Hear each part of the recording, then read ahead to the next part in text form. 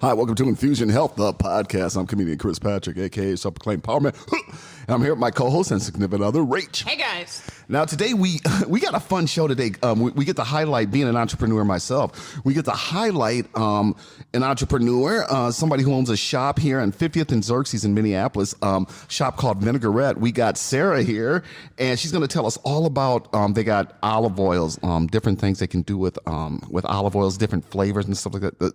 You got to check out the shop. So without further ado, I'm going to bring her in and we're going to talk about how she got started, and we're going to learn a lot about olive oil. Sarah, welcome to the show.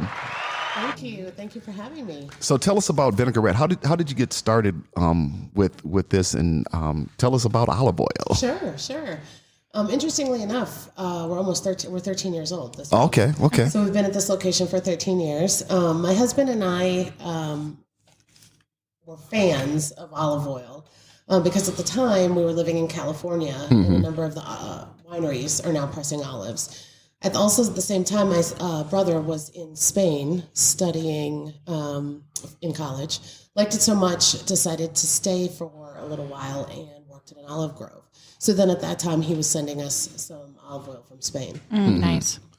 So tell me about, okay, put something to reserve. Okay, because I heard olive oil is good for you. It is great for you. But when you cook it and you heat it up, it kind of, the velocity, it kind of thins out, so you're losing all the nutrients. So is it good to heat it up, or is it good not to heat? Because all the cooking shows now are like, I put EVO. I'm like, yeah, but when you heat it up, so is that good? Is it bad? Okay, so there's a couple of things. First and foremost, in the United States, there are no standards for olive oil or vinegar. So you don't necessarily know exactly what it is that you're getting. Okay. So that's the one issue. So you could have other oils in there that are going to help expedite the rancidity of your oil. But as far as heating it, I equate it to carrots. Okay. So if you have a carrot and you eat it in the raw, you're going to get all the nutrients. You're going to get the best of what that carrot has to offer. Right. Then you can steam it. You're going to lose some of those nutrients, but not enough. It's still better than, not eating a carrot. Yeah. You can overcook those carrots into absolute mush, and you've really damaged the nutrients in that.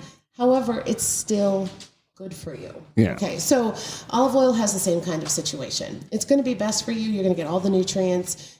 It's in its full flavor, etc. when it's in the raw and it hasn't been heated. The biggest thing is a light saute is not going to damage the olive oil. You're just going to lose some of the nutrient factors. Now, as soon as it starts smoking, then again, you might have kind of ruined everything that it has to offer, but it's still going to be better for you than, say, canola oil. Right. So that's kind of how my take on how to make sure that you're using your olive oil to its best. So Cris left you, kind of interrupted in your story of your brother was over there. He sent you some olive oils. Go ahead and continue your story. So, and my husband's sister married a man from Syria, and they had olive oil flowing like you would wine or chocolate at most weddings. So then to have that taste of the Syrian olive oil and realizing how different the tastes were. Sure. My mom grew up in a small town in Wisconsin. My grandfather was a superintendent of schools. So they had an exchange program with a small school in the Greve and Chianti region of Italy.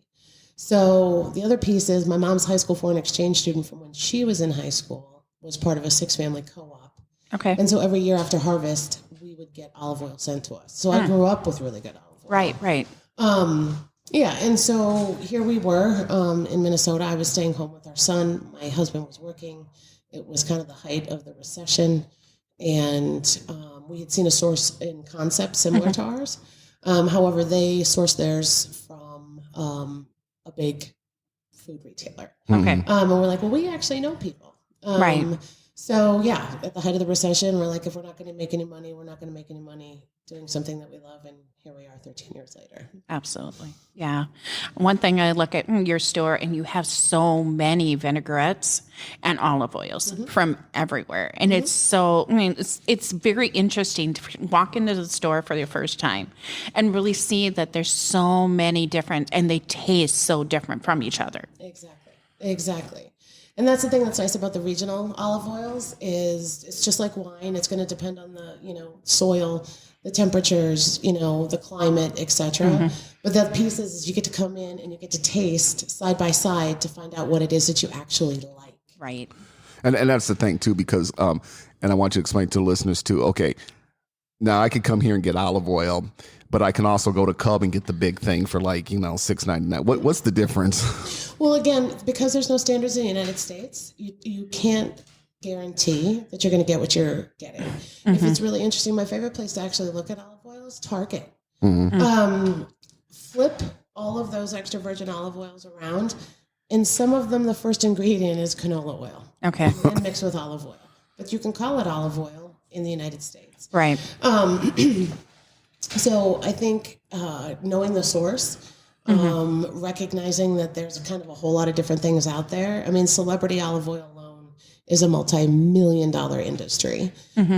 So it is kind of a little bit trendy, but we have individual relationships with our growers so that we can assure you're getting what it is that we say it is. And your olive oil is where's it grown at? It's not, you import it from California? Or? We have it all over. So All over. Yeah. Italian, Italy, Greece, Spain, Morocco, Tunisia, Egypt, Lebanon. And we've had other olive oils over time. Like we had an Israeli olive oil. Unfortunately, we lost that. We had a Syrian olive oil. And again, unfortunately, we lost that. But we're always looking to establish those relationships. I got an interesting story because I do most of the cooking at the house. And one day I was making something Italian, and I gave everybody a little plate, cut up some basil, and I put the olive oil on the plate. And my son was like, "What's this?" I go, "You dip the bread in there," because they like the toasted garlic bread. I said, "You dip it in there and then you eat it." I don't like this. So then a couple of weeks later, Rachel brings home some different olive oil. I forgot what flavor it was. Next thing you know, he ate the whole bottle with bread. Well, see, and that's just it. You don't know what you don't know. And again, like for our balsamics, most people do not understand how great a balsamic, true balsamic vinegar is a vinegar that you can sip. Oh yeah. It shouldn't, I love it on a salad. Absolutely. The first time I came in here, I tried the chocolate, and I'm like, that's not really my taste. And then one of your workers here said, try it in whipped cream. That changed it dramatically for me. After that, I bought it. Now I use it for a chocolate whipped cream. It's so good. Well, I think the thing is unfortunately, having a name like Vinaigrette, people just assume salads, but there's so many things that you can do, especially with vinegars, that most people don't realize. Right. Oh yeah, you can use it for a marinade with beef or chicken or. Yep, you can take our white balsamics, mix it with sparkling water. My kids call it birthday pop, but it's like an Italian soda without being so syrupy sweet. Oh, then you also have the natural probiotics that are in vinegar that aid in digestion, relieves inflammation. So yeah, it's a fun way to experiment. Well, and also too to the listeners that when you come here to Vinaigrette, you're not just getting olive oil. You got olive oil with garlic. You got olive oil with different flavors. And like she said, you can try it. My only thing is, I wish you had more bread on it. We did. We used to actually have bread for dipping when we came in because I thought it was critical because who could sip olive oil? Right. But COVID is what has pandemic. That. Yeah. So we used to pick up fresh bread daily at Great Harvest and then cut it up and use it to help people. But so hopefully someday we'll get the okay from the health department that we can do that. Yeah. Well, I think it's very interesting that you said that a lot of your olive oils and vinaigrettes are having some of the same problems that essential oils, herbs, and CBD is, which if you don't know where your source is, you might not get it the best benefit for your body. Exactly. And that's what was critical for us to actually establish the relationships with our growers. We deal with small artisanal growers. A frustration that some of our customers have loudly exclaimed is we do run out of product. Yeah. But that's the piece for us is being able to source and do for what other people are doing for us by shopping small and local. We're able to do for farmers around the world. Yep. And that's the thing too. Like I said, there's lots of different ways you can use olive oil. You know, like I said about heating it up. One of the things I found when I'm making like Mexican street tacos, you gotta I put a little olive oil in it, and I just do it just for the taste. And then you put the tortillas in the pan and cook them in that olive oil. Then put this. Oh man, it's It makes all the difference. It really does make all the difference in the world, and especially with the fused ones, the fused olive oils that we have. So when they press the olives, they press the different ingredients with the olives, which is how you get that intense flavor and aroma. So like for a street taco, like a garlic, a lime olive oil, or an oregano olive oil, then you're going to hit all those key flavors that you find in Mexican food. Oh, and also too, when you get home and you can chop up a little basil to it, add a little bit of fresh oregano or mint or whatever, and throw that on a salad, or mix it with like a vinaigrette or Italian dressing. You know, it goes really good. Well, and I think the other piece that people don't realize, like we do all of our French toast in vanilla olive oil. So, and that just again adds a whole level and layer. It makes it better for frying than again either canola oil or butter or however you normally do your. And then it doesn't stop there. I mean, I joke we do Eggo waffles. Okay. I have 3 kids. It's easy. You can get them for like $1 a box at the so I put them in the toaster oven and then drizzle the 18-year age balsamic over the top of it. And again, who would have thought? But it does. It takes it to a whole new level. And you would never think you would be using vinegar on breakfast food. Yeah. And You know, also- it's the way you make French toast is way different than before you met me, which I think it's just a story in cinnamon itself. bread. He used to only have Texas toast. He's like, that's the only way to make it. And I said, try it with cinnamon toast. Now he buys the cinnamon toast from the farmer's market, and now he can get some vanilla olive oil here, and that would be really good. Exactly. Yeah. Exactly. And also, too, I want to say to the listeners that when you buy olive oil here, you bring the bottles back to refill it, so you're not polluting. It's not in plastic bottles. Well, so I think that's the other piece for us is being a retailer, kind of living our values. So reduce, reuse, recycle is critical for us. And instead of having like an incentive, buy 10, get 1 free. Well, if you bring your bottle back, I give you a 10% discount. So you do. You get, buy the 10th bottle's free. I know how much I pay for those bottles, and none of us would like throw $2 out the window, right? Right. So I don't want to see my bottle in the landfill. So Right. if you bring us the bottle, we're going to give you a new bottle, but you get that 10% discount.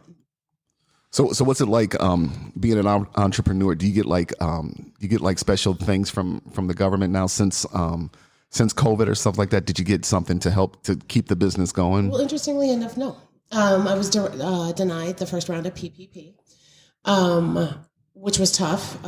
We went through a bigger bank, the bigger bank that we've been using since we opened, and they just said that they weren't going to be processing applications until with 50 or less employees, at least for a while. Well, then the first round of PPP ran out. In some ways, I'm kind of thankful for that because it ended up, I was on National Public Radio. Okay. And at a 3-minute segment that propelled us, which actually carried us substantially. And I will never, ever, ever be able to thank those people that supported us or any of our customers that have supported us during COVID. I did, through the state of Minnesota, I did get a $10,000 grant. Okay. But again, what people don't realize, again, small business owners, is I was $30,000 in back rent. Sure. Because we had a situation where a landlord said, you know what, you work on the CAM, we'll hold off on the rent, we'll figure this out, and here we are. So yeah, I owed him that money, was able to use that money for that payback. But otherwise, that's the piece. It's hard. And especially when you're small, Yeah. Right. we're competing, for that money for those grants. So Yeah, it's hard. absolutely. And that's the thing too with like I said before, as far as going, why should I drive all the way to 50 Minneapolis to get olive oil when I can go to Cub? It's like, well, you're getting a much, much better olive oil, and not just that, but you're getting different flavors and different stuff in your olive oil that that makes it better, you know? Well, and I think you get to try before you buy. Yeah. But the other piece I want people to realize, we deliver. If one thing that COVID taught us is that we need you, and we deliver. So if it does seem like it's kind of an impossible task, let us come out to you and deliver. And we don't have a set radius. Sure. We've gone to Prior Lake. We've gone to Ham Lake. We've gone to Woodbury, and everywhere else in between. So we are proud of our product. We are honored that you would use it. So we would like to get it into your hands in any way we can. Yeah, well, I originally heard about it through AM 950, and I heard the commercial, and we were driving around here one day, and I said, let's go to 50th and Xerxes. She goes, what's it? And Rach was like, what's it? I said, let's go to Vinaigrette. She's like, I hear they got some good olive oil, so let's go. So we were in here. We must have been in here for like an hour. Yeah, we were in here. we were in here. I think that's the thing that people don't realize is that they're going to have an experience, especially your first time here. I feel really fortunate that we have the staff that we do and the commitment that we do from our staff to create a fun place to come and try a few things. Or if you don't want to, you're allowed to just kind of be and taste on your own in your own way. But we have a lot of fun combinations that we like you to try. We give you a lot of ideas. And for anybody else, our phone number is on our bottle. Yeah. So that's the other piece I tell people. If you're looking at your cabinet, and you're like, I know they told me 100 ways to use this and I don't remember. Give us a call, because depending on who's going to answer the phone, it's going to have a whole nother slew of options for you. Sure. And I think it's important for those introverts just to ask the questions. You know, you're having relatives, coming out, and you want to serve them something special. It sounds like your staff is extremely experienced in enough dishes to know how to use these bottles and have them go taste them and say, yeah, I want this oil over that one for them. Well, we can, on the other piece that we have the fortunate ability to do is that we can mix an oil and a vinegar in a bottle for you. So we can make a salad dressing that literally all you have to do is throw the ingredients together, shake that bottle up, and we've got you covered. We also have you covered if you do, like, let's say a lemon olive oil and a blueberry balsamic, you can use that over ice cream. Shake that up over ice cream and it's phenomenal. And there's just a million ways that you can actually use oil and vinegar that people just don't realize. Yeah, you can also, like I said, use it for a marinade, and it's not just for like sometimes if it's a flavored olive oil, I pour it like over bread and use it for like a garlic bread. Absolutely. Chop up some garlic on top. Our kids love garlic bread. Or their meats or chickens, beef. Yeah, totally. We have an ongoing battle in our household. So I love the Spanish olive oil. Richard's a California olive oil. I love the garlic. He likes the Italian herb. So the one thing I will have to say is a grilled cheese made with either the Italian herb or the garlic olive oil will be like nothing you've ever had, and has absolutely spoiled our kids for eternity. So that's another question I was going to ask you. The first time Cris went to the farmer's market with his natural snow cones, he got so happy when little kids would have that. What's your happiest story? Oh, we have a million of them. I actually have to say, there's a picture actually on our Facebook that we'd have to scroll back through. There was a little boy who came dressed in his jester costume, and it was his 4th birthday. And what he wanted to do was come and pick out his own bottle of vinegar in particular. A number of our white balsamics literally taste like candy. Okay. So kids love them.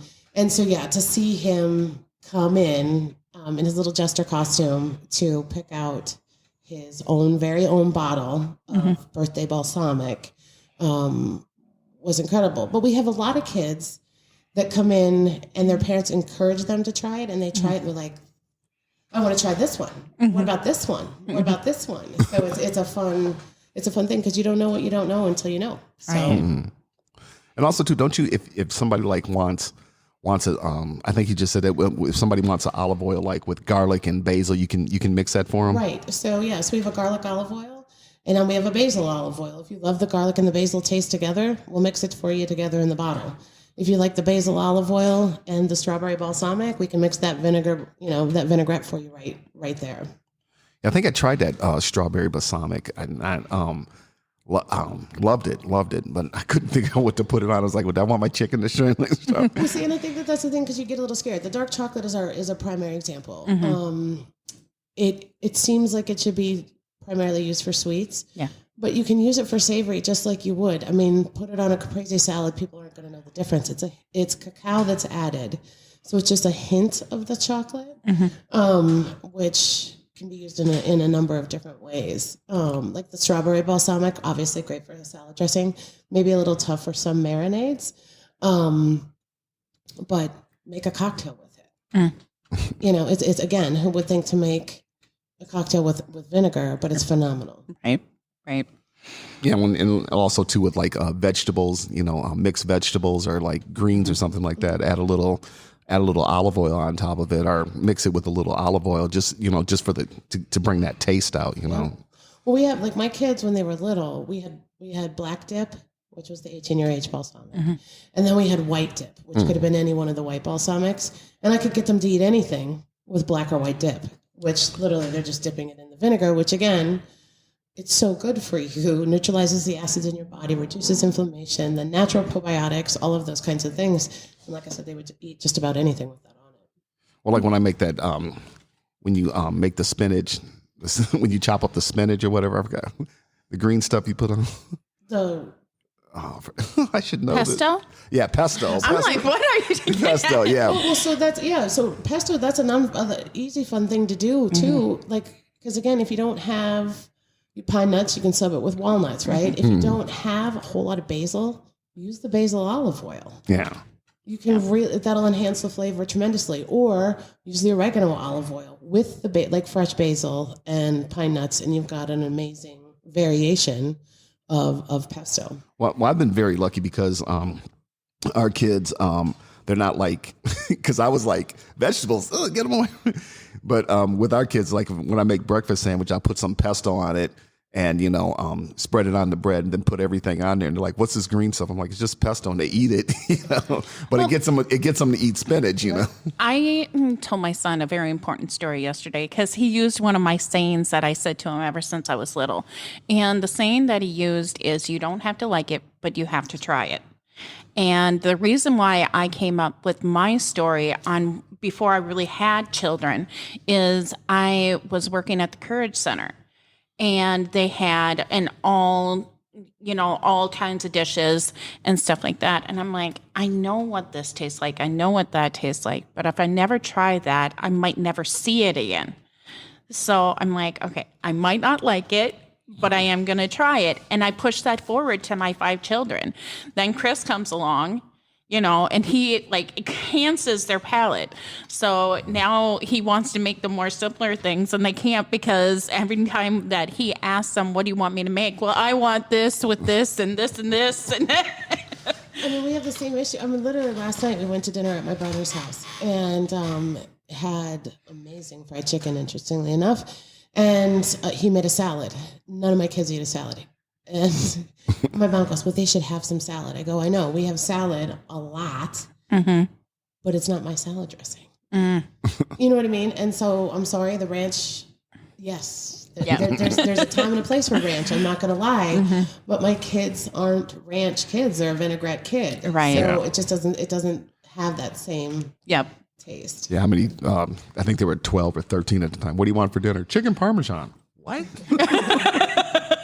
But I feel really lucky in that regard, because I think so many kids get siloed into being quote unquote picky eaters. I do feel really lucky. I was an experimental. My mom was like, try it. You might like it. And I was shocked at how many things that I did find that I really, really liked. Yeah. And that's just it. Like, even for kids that are reluctant here, we have a huckleberry white balsamic. It literally tastes like a melted Jolly Rancher. For real, for real. And then they're like, I can do this. Well, yeah, and you can give it to your kid without the guilt of giving them an actual Jolly Rancher. Yeah. Yep. Now I'm going to test you. Cris is going into the strudel business, homemade, straight from scratch. Now, what would you add to? They're all fruit. What would your best olive or vinaigrette be? Well, the olive oils. Here's the thing. If we're going to go plain olive oil, I will always go Spanish. It's my favorite. I think you're just going to taste the olive oil, and it's going to enhance that. You're never going to go wrong with garlic, but not everybody is like a huge garlic fan. Yeah. I think you could have some surprisingly fun like things with like lemon and a strudel. Lemon juice. And then as far as the vinegars, I would really just say let your taste buds guide you, because there's just so many options. I think the white balsamics are nice because it doesn't stain your food. They're aged 20 years, so they're a little bit thicker and syrupier. So you can get away with using a little bit less, I think. So that would be my... So when you said they aged 20 years, they like keep the olives and... Not olives, the vinegar. Okay. So the olives, depending on the region, are harvested once a year, usually in October, November, and December. Then pressed in December, January, and February, and that's it. You get that pressing, you get one harvest, you get that pressing, and you have to wait till the next year to get the new ones. So that's the other piece that's kind of nice is it's fun to come in, say January and February as we start to get the new harvest and compare them to what last year's tasted like and those kinds of things. Now, as far as the vinegars are concerned, so all the balsamics are grapes. So they're the Trebbiano and Lambrusco grapes. For the white balsamics, it's a white Trebbiano grape. They macerate those, open air ferment them, and once it gets to the right moldy pH, they scrape that off. But then they take that liquid and then they put them in oak and juniper barrels, where then that's where they're aged 18 years. So our number one seller is our 18-year aged balsamic, and that's 18 years old. The other ones, the fruit balsamics, are aged 12 years and then mixed with a true fruit balsamic. And then our white balsamics are aged 20 years. Okay, so when they're sitting in the barrel, do they like move the barrel, turn the barrel like wine or anything? Yes, they do. It's just exactly kind of the wine process, but extended because the grapes have a higher sugar content, and then also it's the natural bacteria in the different regions that cause that fermentation process, and then that's what adds kind of to the depth and beauty of the vinegar. Yeah, because I see it a lot like syrup. Like when you buy the syrups like at I'm talking like breakfast syrup when you buy it at like Cub or whatever, it's like one thing. But when you're like driving, you see like this small store or something like that, and you find the real maple syrup, and you have it on like pancakes, waffles, or French toast or something. You're just like, I can't eat this stuff. Exactly. I mean, and I think that is true. That is true. I was lucky because the balsamic that we have, I grew up on. My mom received it every year after harvest, and so I kept a bottle of vinegar in my purse. Who would ever thought? But you get to a point where you're like, And I think with the way that the world is and the chemicals that we're putting in our food and all of those kinds of things, there's small steps that you can take to enhance your health. And this is an easy one. Okay, well, this has been a fun conversation. And love talking about cooking, love talking about olive oil. And if you guys have a website, you're also on a Facebook page. And can you tell us? And if you got any questions on some good olive oil, where to get, definitely give them a call, and they will steer you the right way. And what's your website? Or the website is www.vinaigrette. I'm going to spell that though because note to self: don't name your business something that's really difficult to spell. It doesn't make sense. But it's VINAIGRETTE.